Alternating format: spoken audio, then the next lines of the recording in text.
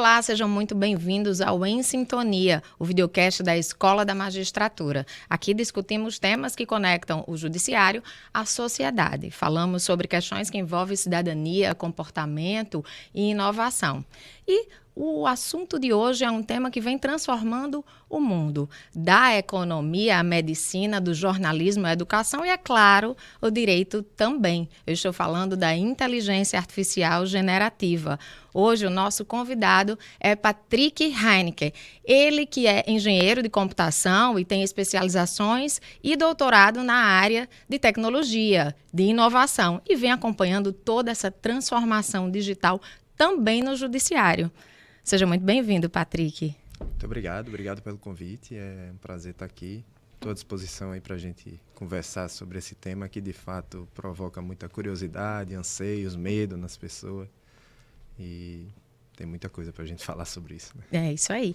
E a Escola da Magistratura já vem realizando várias capacitações, Patrick, para magistrados e servidores nessa área da inteligência artificial generativa desde 2024. Já foram cerca de 16 cursos e capacitações que você ministrou lá. E eu queria que você começasse a falar um pouquinho o que é que mudou de lá para cá. É uma história bem curiosa desses treinamentos.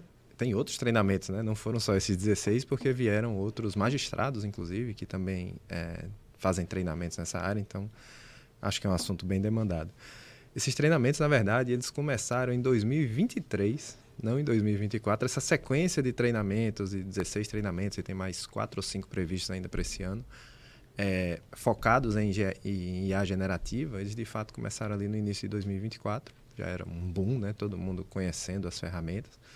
Mas em 2023, a gente fez um primeiro treinamento lá em conjunto, uma ideia que foi lançada junto com a Smarne, que não tinha o nome de inteligência artificial, mas o objetivo já era despertar essa ideia, porque a inteligência artificial, ela vem, na verdade, ela é uma sub-área da ciência de dados, então você precisa ter algumas organizações para poder aplicar a IA de fato. E aí a gente fez um treinamento chamado Orientação a Dados, Data Driven e tal, e aí a gente teve dificuldade de montar a turma. Foi assim uma Existia uma resistência. As pessoas nem se interessavam, porque ainda não existia esse furor todo da busca pelo entendimento do IA, da IA, do ChatGPT, enfim. E o curso não falava especificamente sobre isso, né? A gente ia tratar de IA lá na fase final. E eu me lembro que foi uma luta para a gente conseguir fechar a turma lá com o número mínimo. Deu certo, o curso foi bom, mas no ano seguinte a gente só fez modificar um pouco o contexto e inserir mais a parte de IA generativa, e a partir daí, constantemente, as turmas têm lotado, tem uma demanda, como eu falei, tem vários instrutores que volta e meia a própria Smarne vem trazendo, e é um trabalho importante de ir dando conhecimento a todo mundo de como é que essas ferramentas funcionam, já que todo mundo vai usá-las no dia a dia ou no trabalho, né? Isso, a IA que a gente conhecia, aquela IA que a gente vê, né, nas redes sociais, no uso dos wearables, na Netflix ali, aquele tipo de IA. E aí quando chegou a IA generativa, que as pessoas começaram a ver aquela produção de texto que impacta no nosso trabalho, eu queria que você falasse um pouquinho disso aí, como é que ela impactou o judiciário, em que áreas especificamente dentro da justiça ela vem trazendo os maiores ganhos. A IA... ela é algo antigo, né? Como você mesmo falou aí. As pessoas já lidavam com a IA sem ter noção, né? Quando você está usando o seu smartwatch, a Alexa, a navegação, tudo isso tem IA embutida. Os modelos financeiros de validação de crédito, todos esses envolvem tipos diferentes de inteligência artificial. Então as pessoas sabiam que aquilo existia, ninguém dava muita pelota, a não ser o que você via num filme, uma coisa assim, aquela ideia da IA que vai... do Exterminador do Futuro, enfim, né, do computador lá do 2001, Odisseia no Espaço. Todo mundo compara hoje aos Jetsons, né? Aquele desenho aí vê animado. Aqueles casos dos Jetsons também, e algumas coisas se confirmando. Mas a IA generativa, que é um dos tipos de inteligência artificial, que é baseada em redes neurais e tal, que é essa IA conversacional, né, que ela tem um conteúdo, você interage com ela. Ela, em 2022, aqui foi lançada a versão 3.5, não é nem a primeira versão do ChatGPT, mas foi a versão que ficou melhor, vamos dizer, e as pessoas começaram a utilizar. E aí perceberam que aquilo, de fato, entregava algum valor. Mais para algumas áreas, menos para outras, mas todo mundo consegue ter algum ganho, de fato, de produtividade. E aí o judiciário ele já vinha no movimento anterior a isso aí, em 2020 foi a resolução 332, que disciplinou como a IA deveria ser adotada, porque já se utilizavam algoritmos outros de IA, de aprendizado de máquina, machine learning, as próprias redes neurais e outras formas para você fazer classificação de documentos, para você otimizar algumas tarefas aplicando essas técnicas de inteligência artificial. E aí já havia uma preocupação do CNJ de dizer, olha, a gente tem que seguir algumas linhas, algumas diretrizes. Tanto que eles refizeram agora essa resolução. Essa nova vem atualizações, foi publicada agora né? em março, não lembro de cabeça o número. Mas foi uma atualização dessa resolução 332 e aí ela já tinha uma preocupação maior, porque quando fizeram a 332 não existia a IA generativa ainda nesse uso massivo, né? E aí ele coloca algumas coisas do tipo, pode usar com os devidos cuidados, deve-se criar um comitê de ética, os cuidados com os vieses e tudo, as análises e tal, e principalmente preservando a agência humana, né? Ou seja, você não tem a IA tomando decisão final sobre puramente, nada. Né? Ele está minutando aqui e alguém precisa revisar aquilo, até porque o ato público é uma pessoa que vai ter que assinar, né? Você não pode chegar lá na frente, fiz errado e dizer foi o chat GPT, né? E aí você tocou num ponto importante, porque IA generativa ficou conhecida como chat GPT, foi o sinônimo, né? E aí, quais outras ferramentas, como é que o próprio judiciário faz esse uso de integrar essas ferramentas, quais são as ferramentas mais indicadas para quem trabalha nessa área? A história da Gillette, né? É a lâmina de barbear, mas todo mundo chama de Gillette, que foi a marca que personificou aquele produto, né? O ChatGPT virou a marca conhecida, né? Todo mundo acha que é o ChatGPT do Google, né? Chama de ChatGPT do Google, é o Gemini, porque virou uma pesquisa, né? Também, né? Isso. Existem inúmeras ferramentas, tá? de inteligência artificial e é bom separar, existem dois tipos, tá? Existem as LLMs mesmo, os grandes motores de IA, que é a do Google, que é o Gemini. O notebook LM ele é uma interface. Já lhe perguntar, ele é uma interface que conecta o motor que está por trás é o próprio Gemini, tá? Mas é uma interface que foi criada. E o ChatGPT, existe o Claude, que é muito bom e pessoas da área jurídica falam que é inclusive a melhor ferramenta em termos de escrita jurídica. É o Claude. É o Claude. Eu pelo menos do meu uso, como eu não sou da área jurídica especificamente, né? Então, mas no meu uso eu sempre percebo que ele tem uma escrita muito objetiva, por exemplo. O ChatGPT faz raciocínios mais complexos se você precisar. O Gemini tem uma característica de conseguir absorver mais documentos, porque tem uma janela de contexto maior, enfim. Tem características diferentes em cada uma dessas. Tem o Perplexity, enfim. É bom entender que existe isso e existem as interfaces. O que são as interfaces? Existe, por exemplo, a ferramenta da Adapta, que é bem conhecida, que é uma interface que você paga ali um valor e você tem acesso a vários modelos. De lá você chama outra. Só que você está usando uma interface, você não está usando a LLM diretamente. Então é importante entender, existem muito boas interfaces, não quer dizer que essas interfaces sejam ruins de utilizar. Só tem que tomar um cuidado. Quem é o fornecedor, quem é que está criando, tem todo tipo de gente criando ferramenta aí, né? É a mesma história de você baixar um app para o seu celular, isso, né? Você pode baixar um código né? malicioso ou pode baixar uma ferramenta muito boa que já está direcionada para aquele fim. Eu recomendo, eu tenho recomendado nos treinamentos que prioritariamente as pessoas que vão trabalhar dentro da sua área profissional que utilizem as LLMs diretamente, né? Você tem um controle maior sobre o que está fazendo, mas tem muita ferramenta boa que vale a pena ser utilizada. Minuta IA, tem ferramentas para a área jurídica, tem várias, tem o Canva, tem para produção de material visual. Para quem precisa, né? O material visual também, na área, por exemplo, de comunicação, de jornalismo. Gama que eu apresento muito, que é muito boa, que faz apresentações. A própria ferramenta da Adapta que eu falei é muito boa, porque você pode usar diferentes modelos. Lá eles têm treinamentos também lá dentro, enfim. Tem muita ferramenta boa. Mas só entender que existem essas diferenças entre usar diretamente o motor e usar diretamente o... E você, Patrick, chegou a trabalhar no tribunal, né? Hoje você não está mais no tribunal, mas está no Tribunal de Contas do Estado. Então, a sua área, você tem uma boa experiência nessa área jurídica também. Eu já tinha trabalhado no TJ de 2013 a 2018, na CETIC, na área de gestão durante um tempo, governança de TI e um período na área de gerência de serviço, de atendimento, né? A equipe que fazia o atendimento. E aí eu saí, estava trabalhando nessa área de análise de dados, que é a minha área natural de atuação, análise de dados, modelos de IA, enfim. E aí, quando saiu a resolução, eu fui convidado de volta. Olha, volta que a gente vai criar essa unidade de inteligência artificial. Iniciou realmente do zero, não existia aquela unidade, embora já existisse. A gente tem muita gente boa e competente na CETIC que tem conhecimento sobre isso, mas não existia uma área que atuasse diretamente naquilo. E aí foi criada essa área, aos poucos a gente conseguiu ir montando uma equipe.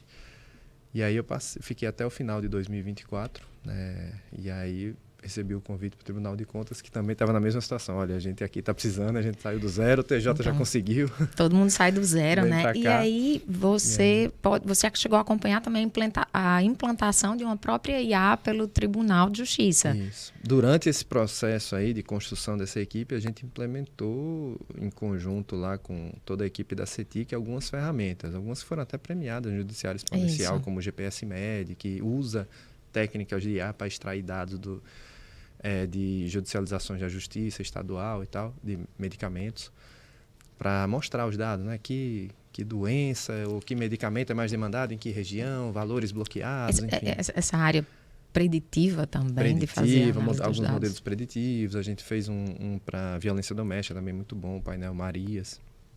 Então a gente começou com esse tipo de solução. E um dos últimos projetos que eu estava trabalhando até a minha saída, mas que já foi implementado durante esse ano de 2025, foi a ferramenta que Minuta, está acoplada ao PJE. A Lívia. Que aí tem uma conexão muito grande com a operação do dia a dia. Esse tipo de solução é a que dá mais produtividade até, que é que você conseguir acoplar nos diversos sistemas que você utiliza na sua instituição, seja o TJ, seja instituição pública ou privada. Se você consegue acoplar IA diretamente na ferramenta, para que ela esteja lá sugerindo, monitorando, dando uma sugestão, dando um insight, revisando algo que você fez, aí você consegue usar esse poder, porque o caminho natural hoje é o quê? Você tira um documento, tira um conteúdo, joga lá no chat GPT, não sei o quê, pega a resposta, vem para cá e vai trabalhar aquilo. Então, e acho que hoje a gente está nessa fase. A gente está nessa transição. As instituições estão vendo que agora extrair o melhor dessas ferramentas. É a gente integrar e conseguir personalizar, porque você vai conseguir fazer com uma ferramenta dessa que ela atenda a sua forma de escrita. Se você tem 3 pessoas trabalhando na sua área lá e cada um tem a sua característica de escrita e tal, ele vai respeitar, porque você vai colocar as suas instruções, ele vai colocar as deles e ele vai colocar essa outra. A tendência é criar suas próprias IAs, instituições como tribunais, entre empresas também, começar a criar a sua própria. Eu não vejo hoje as instituições criando uma IA como um chat GPT, um LLM, porque isso depende de uma infraestrutura tecnológica absurda, né? Esses grandes data centers, essas empresas hoje estão comprando e investindo em energia nuclear, por exemplo, para poder alimentar esses data centers. Mas usar esses motores para desenvolver as suas aplicações, aí sim, aí cada instituição está construindo as suas IAs utilizando esses motores diversos, né? Isso é como se você fosse uma montadora de carro. Vou construir um carro aqui, mas eu vou usar o motor lá que é desenvolvido pela Volkswagen. Então, vou pegar o motor dele e vou construir meu carro por cima. Então, eles estão fazendo esse trabalho. E aí, eu acho que cada tribunal tem avançado bastante nessas... Patrick, a gente já consegue medir o impacto dessa IA com produtividade, com eficiência, com abertura também do judiciário, a possibilidade de poder entrar um número de processos, que é sempre quase impossível fazer esse controle, né, de julgamento dos processos com a entrada de processos. Dá uma celeridade também. Já existiam estudos, inclusive, e apontamentos que os modelos de IA, independente de ser IA generativa, aqueles que faziam classificação de processos. Então, às vezes, você tinha lá numa turma recursal 3.000, 4.000 processos que você precisava fazer uma classificação, né? Esse aqui é do assunto tal, isso aqui tem a ver com a mesma temática. E isso seria o trabalho de quê? De uma pessoa abrir cada um, ler, interpretar e dizer é para cá, não é para cá. E você consegue treinar IAs que fazem esse processo muito mais rápido. Aquelas ações repetitivas, não é? Lembrando que ferramentas de inteligência artificial não são ferramentas de precisão. Muita gente acha que não pode tudo substituir, que a IA fez vai dar não certo. Pode, não. Ele tem uma acurácia, o modelo que você treinou lá tem uma acurácia X, e você precisa saber se aquela, vamos dizer, acurácia lá que pode ser 80%, 90%, 50%, 70%, seja qual for que você está usando, é suficiente para você.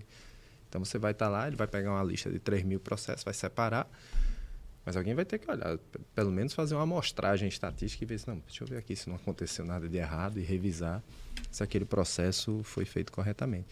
Mas você tem esses ganhos, você tem essa situação da minutagem lá dos, acho que é ementas e relatórios. O volume de ementas e relatórios gerados no intervalo que essa solução está rodando aí desde o início do ano, ele é bem acima do que era manualmente. A gente tem um caso acho que é o desembargador, que é o atual presidente, eu acho, do TJPE, que ele iniciou no gabinete dele e agora ele está botando para todo o tribunal lá. Ele botou uma equipe, acho que junto com a universidade, ele desenvolveu adequações aí da IA generativa dentro do gabinete, montou lá um formato de trabalho que é importante, não é só jogar a IA lá dentro, você tem que rever o seu processo, organizar seus dados, seus documentos, categorizar tudo. E ele zerou a fila dele, assim, é uma diferença brutal. E eu sempre digo, o problema e o grande risco hoje, da tecnologia como ela está hoje, não é que ela vá substituir uma pessoa, mas uma pessoa que tem tanto conhecimento quanto você, atua na mesma área, que sabe usar bem isso contra você sem usar, é uma diferença. Ela vai sair bem na grande. frente, né? E aí estamos então nessa fase de já estamos extraindo o melhor das IAs, já estamos conseguindo extrair o melhor, tem muito caminho pela frente. Estamos na fase de refinamento. Já existem boas soluções. O que acontece é que você não consegue montar uma solução que é bem genérica, assim. Você não bota uma IA que resolve todo o problema do judiciário. Você precisa mapear quais são os principais gargalos dentro do dia a dia. E aí você vai desenvolver uma solução específica para resolver aquele problema. Olha, aqui eu tenho um gargalo de acúmulo de processos ou de um processo que a IA poderia ajudar ou acelerar. E aí você vai desenvolver algo para aquilo. Ou então você achou um outro ponto lá na entrada, no juizado especial, enfim. E aí você vai desenvolver soluções específicas. E quanto mais específica ela for, a tendência é de ter uma resposta melhor. Se você tentar ser muito generalista, sabe? Se ela responde sobre despacho em processo, e responde sobre decisão, e responde sobre análise de documentos, ela vai ficar muito generalista. Isso é o geral, né? No uso de todo mundo. Quando você faz uma pergunta tão generalista ali, faz aquele prompt mais generalista. Se você fizer uma pergunta muito aberta, também a resposta vem. E aí o risco de vir meias-verdades ou erros ou alucinações, que a gente vai entrar aqui agora para falar sobre. Aí são os benefícios que a IA já vem trazendo, promovendo em todas as áreas, e no judiciário também, né? Tem tido impacto. E em relação aos riscos, quais são os principais riscos quando a gente fala dessas questões dos textos, dos vieses? Eu queria que você falasse um pouquinho disso, dos vieses. Até no treinamento eu sempre explico que existem dois tipos de erros da IA. Ou ela vai pela alucinação ou são os vieses. Tá? Quer dizer, o viés até é vamos dizer, uma consequência talvez de um prompt mal formulado, mas ele pode acontecer de duas formas. Ele pode ser o viés de código, ou seja, você está usando uma interface dessas que eu falei, que você não conhece quem desenvolveu e tal. Você está perguntando uma coisa, pode ser que ele esteja alterando. Você não sabe exatamente o que está indo para o ChatGPT, considerando que ele está usando o ChatGPT como motor ou o Gemini lá do Google. Então, você fez uma pergunta aqui, colocou seu documento, ele alterou aquele contexto lá. Ele pode dizer, responda sempre de acordo com a linha A ou B. E aí você tem que ter esse conhecimento mais profundo para poder... Você vai ter que ler e dizer, rapaz, que negócio estranho, ele só responde assim. Então, isso é um problema. Isso é um viés de código que o usuário não tem nem como saber, que aquilo está no código ali dentro da ferramenta que ele está usando, né? O outro viés é o viés de dados. Então, muito cuidado com os dados que você está colocando como fonte, porque aquilo pode enviesar. Então, se você quer fazer uma análise criteriosa sobre uma determinada coisa e só botou um tipo de documento, ele vai responder só em cima daquilo. Esse viés de dados que você fala é o que acontece, vamos dizer, mais ou menos quando a gente usa uma rede social e vai... Isso, a rede social... Consumindo um tipo de assunto, pesquisando um tipo de assunto, e ele vai nos devolvendo... Ela também vai vendo qual é o seu interesse, qual é o interesse das pessoas que você segue, e ela vai jogando aquele conteúdo para você, né? Aquilo aí vai aprendendo, vai dizendo, bom, ela gosta de ver isso, então eu vou jogar. Essas ferramentas de IA generativa, elas vão absorvendo o que você tem falado constantemente. A gente deu aquele exemplo lá de, você pratica determinado esporte. Aí você sempre pergunta e fala sobre aquele esporte. Aí na hora que você pede um exemplo de uma situação lá qualquer de viagem, diz, olha, eu achei um local aqui que tem essas quadras de beach tênis. Ela vai encontra também, né? Traz essa referência. Aí ela vai achar que você tudo está relacionado com aquilo. Tanto que eu não gosto, mas isso é uma opção de cada um. Eu não gosto de colocar aquelas instruções. O ChatGPT, por exemplo, ele permite que você bote uma instrução geral. Olha, eu sou profissional dessa área, responda sempre desse jeito. Eu acho que aquilo já força. E aí vem uma pergunta boa, eu prefiro em cada conversa... Como é o prompt ideal para você fazer isso? As pessoas falam, conversa, vai demonstrando o que é que você gosta, como é, e você vai treinando ela para ser um estudioso, um magistrado, um juiz, um especialista, isso. Qual é a melhor forma de fazer essa troca com a IA para que o material não venha enviesado, para que não venha alucinações? O prompt ideal para começo de história, até eu sempre digo isso também, eu não copiem o prompt de ninguém, né? Aquela história de estou vendendo 500 prompts maravilhosos para a área jurídica. Aí, alguém foi lá no ChatGPT e mandou o ChatGPT mesmo fazer 500 prompts e ele copiou e colou, né?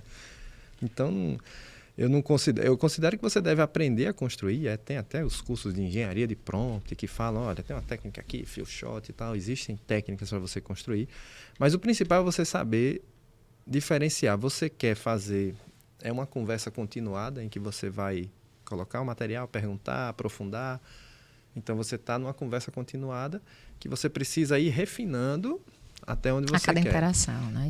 Se você vai construir algo que é repetitivo, como um assistente daquilo, quero fazer um assistentezinho lá para toda vez que chegar esse tipo de documento, ele gerar um relatório. Sim. Aí você precisa construir algo que tenha uma certa estrutura. Você precisa dar um certo contexto para ele, ser bem preciso, evitar palavras ambíguas. Lembrar, por exemplo, que banco pode ser banco de sentar, pode ser instituição financeira. Vendo pode ser ver, de enxergar, como pode ser vender. Então, você precisa deixar claro para ela. Quanto mais você deixar claro e não deixar ela... eu acho que é isso que ele quer fazer. E aí, saber perguntar, né? E aí você que entra a alucinação. A alucinação entra aí. Porque na hora que você está pensando uma coisa, mas ela não entendeu. O português já não é uma língua tão fácil. Você tem que ter esse arcabouço aí de base, né, da linguagem. E aí vem a história do que eu disse. Se é da minha área, se eu estou perguntando sobre a minha área de atuação, sobre o que eu trabalho, que eu tenho pleno conhecimento, eu consigo dar uma instrução bem clara para a IA, para que ela me dê uma resposta bem adequada. Agora, se eu for fazer uma pergunta sobre a área de medicina, eu vou perguntar lá qual remédio, estou sentindo uma dor de cabeça e uma febre, o que é que eu tomo? Eu não vou saber, o que vier eu vou consumir. Então, e eu sei que tem muita gente que até usa, né? É bom tomar cuidado, porque as IA, aí o uso dessa memória da IA é bastante perigoso, porque diferente de, por exemplo, quando você faz uma consulta numa planilha lá com o nome de todos os servidores, eu botar o nome Patrick, ou a planilha, o computador, ele vai rodar a planilha todinha até achar meu nome. Ele roda, verifica todos os registros e diz, achei Patrick. Na IA generativa é diferente. Ele tem lá uma memória diferente, é um espaço vetorial, um negócio bem abstrato assim, para ninguém vai explicar sobre isso. E ele vai lá, ele entende o contexto do que você perguntou, transforma aquilo num vetor, acha algo parecido, pega o que está próximo. Então, você pergunta sobre licitação, por exemplo, ele pode te trazer a Lei 14.133, ele pode trazer a 8666, que tem um monte de coisa desde 1993 aí. Ele pode trazer um blog falando mal de uma licitação não sei aonde. Então, se você deixar muito aberto, ele explicar para ele, olha, eu quero isso de tal lugar, faça assim. E de preferência, e eu recomendo muito, principalmente quando você vai usar no dia a dia, numa instituição como o TJ, que você carregue o documento. Carregue o documento que você quer, carregue a lei, que você baixa a lei e diz, ó, a lei é essa. Com base nisso. O documento é esse, analise um com relação ao outro. E aí você está diminuindo a possibilidade dela, vou viajar aqui que eu não entendi o que está querendo. E ainda assim vai sempre ter esse risco, né? E uma dica boa que você estava perguntando em dica no final das contas do seu prompt lá, pergunta para ela. Se eu não fui claro o suficiente, me peça esclarecimentos. Aí você vai ver as coisas que ela pergunta. É uma ótima sugestão. Ela sempre vai dizer, você está querendo isso ou aquilo? Isso aqui você está querendo fazer dessa forma ou dessa? Aí ela vai tirar as dúvidas delas e vai refinar. Você não sabe exatamente o que ela está processando do que você perguntou, né? Então, olha aí, essa dica é um caminho interessante. Patrick, trazendo agora para a questão da segurança mesmo, privacidade de dados, essa questão dos dados e da privacidade. Algumas dessas ferramentas aqui conversamos que elas armazenam, né, esses dados na nuvem. Como é que a gente... Vamos abstrair vamos pegar a questão da IA e vamos pensar que o ChatGPT, o Gemini, o Claude, qualquer ferramenta dessa que você optar por usar, ela é uma ferramenta de nuvem. Como é o Google Drive, como é o OneDrive, como é o I Love PDF, que todo mundo usa. Né? Quando eu falo no I Love PDF, todo mundo faz, eita, eu não acredito que eu estou usando. Ou seja, qualquer ferramenta, pegando no caso aqui específico do TJ, que você precisa tirar o dado de dentro da rede que a CETIC fornece, você está, de certa forma, ferindo a LGPD. Ou, pelo menos, você está saindo da guarda da proteção da CETIC. Sim. Enquanto o dado está lá dentro, a CETIC vai garantir isso. Olha, aqui não tem problema. Aqui não vai ter vazamento, aqui a gente está salvo, aqui a gente tem as políticas de segurança, aqui está tudo ok. Você vai ter a salvaguarda desses documentos. No momento que você tira isso e joga numa outra ferramenta, aí você está assumindo o risco lá. Só joguei para outra ferramenta, agora paciência. O que as instituições estão fazendo eles estão fazendo contratos com esses fornecedores, estão colocando termos lá para que essas empresas também se responsabilizem aí solidariamente com relação à LGPD e tal. Mas o fato é que na hora que você tira um documento e joga lá, você tirou da guarda. Não quer dizer que você esteja ferindo a LGPD. A não ser que você esteja tirando um dado sensível. Se você está tirando um dado sensível de dentro da rede da CETIC e colocando em qualquer ferramenta, aí você tá correndo um risco. Porque se esse dado vazar e tudo, vai dizer, quem foi que tirou da rede? Aí vou identificar quem foi que fez o upload lá para a ferramenta A, B ou C. E aí muito cuidado quando usar a versão gratuita, que a versão gratuita, ele mesmo diz, aqui eu não me responsabilizo por dado nenhum. A versão paga dessas ferramentas ainda diz, você pode marcar aqui se você não quiser que esse dado seja usado em treinamento. Mas como ninguém lê termos de aceite, até um tempo desse os termos de aceite do Gemini dizia lá, se você saiba que a gente tem um processo de revisão e tal, de tempos em tempos, os profissionais aqui, eles entram e eles veem perguntas, respostas, que eles querem melhorar o modelo. Mas ele está vendo lá o documento que foi perguntado. Sim. Então é bom tomar cuidado. Ler os termos de aceite, estar atento para isso, tomar cuidado com os dados mais sensíveis, anonimiza o dado ali. O que interessa para a IA não é o nome da pessoa, é o contexto. Sim. Analisa essa situação, então você pega aquele contexto ali, anonimiza. Existem ferramentas hoje, a CGU, salvo engano, está com uma ferramenta.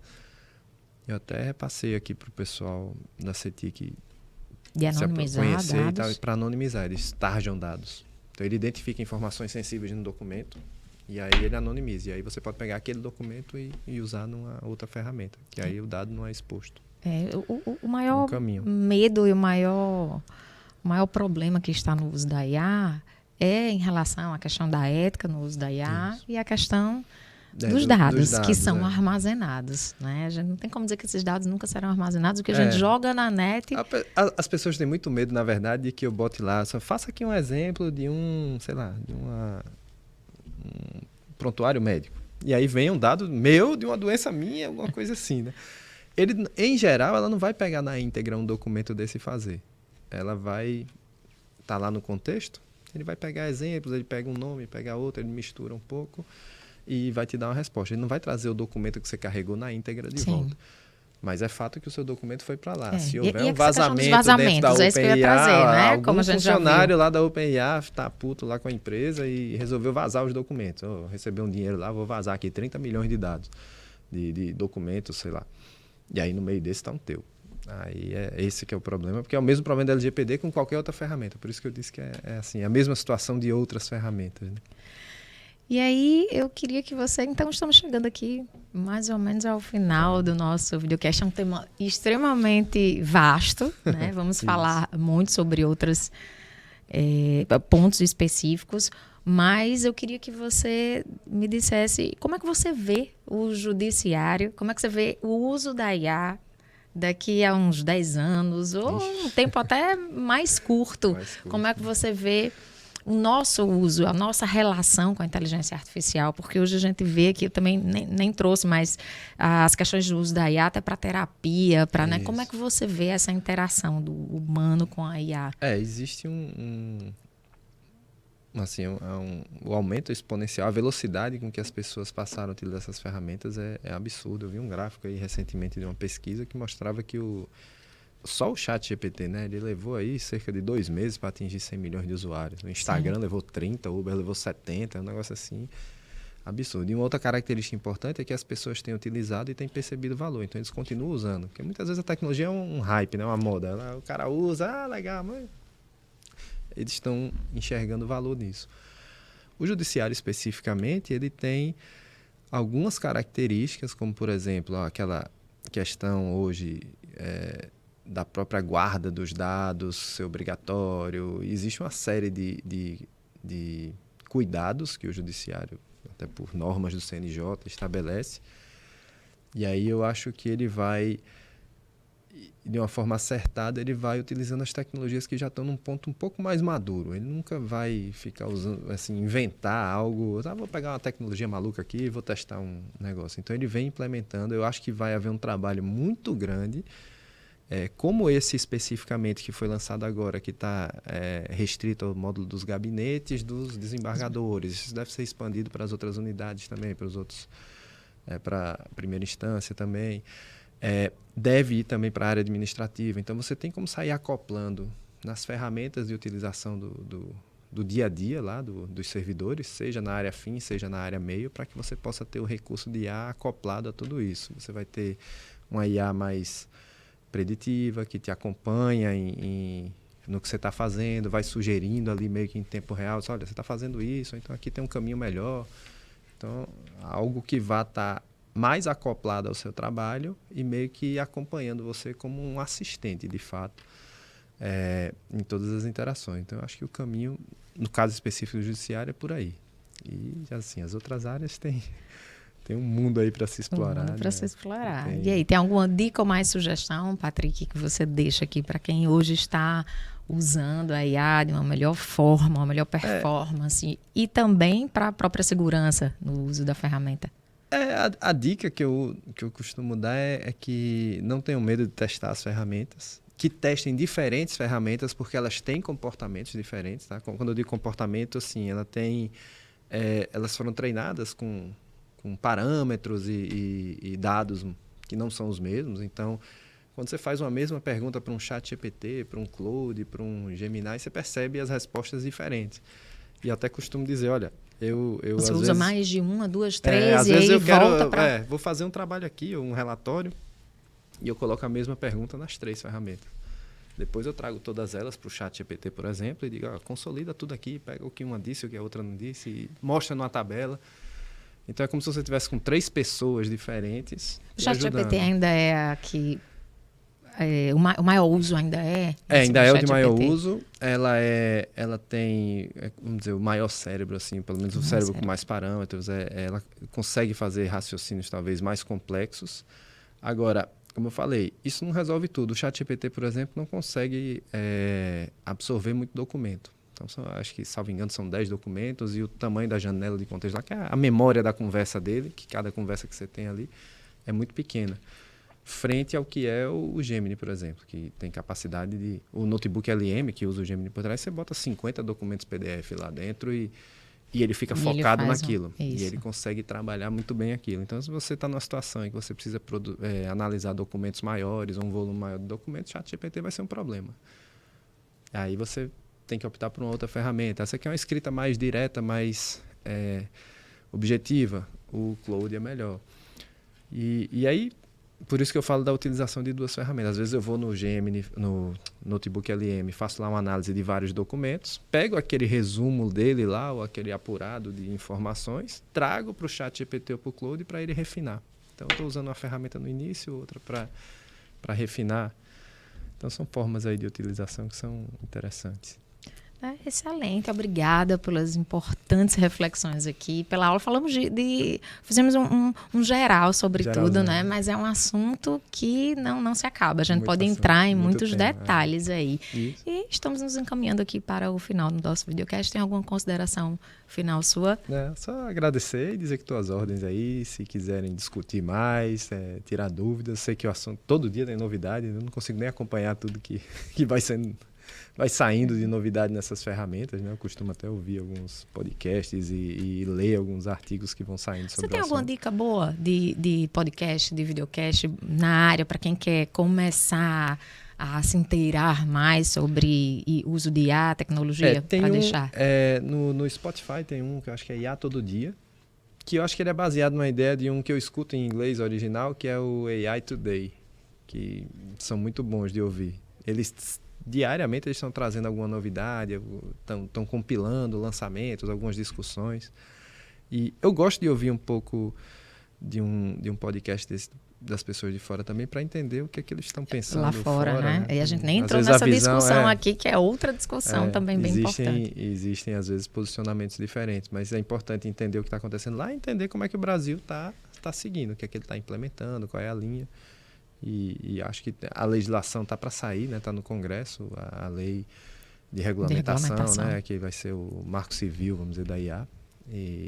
Do jeito que tivemos o marco civil da internet, vamos chegar agora o da IA. O marco civil da internet, ele demorou saiu em 2014, ele demorou 19 anos para sair. A internet estava no Brasil rodando desde 1995.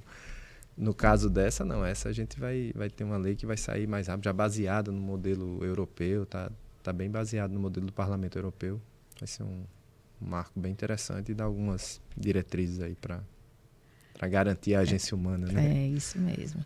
Então, chegamos ao final de mais um Em Sintonia, o videocast da Escola da Magistratura. Hoje já falamos sobre muitas temáticas e aprendemos ao final que a IA já faz parte da nossa vida e o que importa é que precisamos trabalhar com sensibilidade humana e a ética. Isso a gente não pode esquecer no uso da inteligência artificial. E você pode acompanhar as nossas redes sociais e aguardo você no nosso próximo episódio.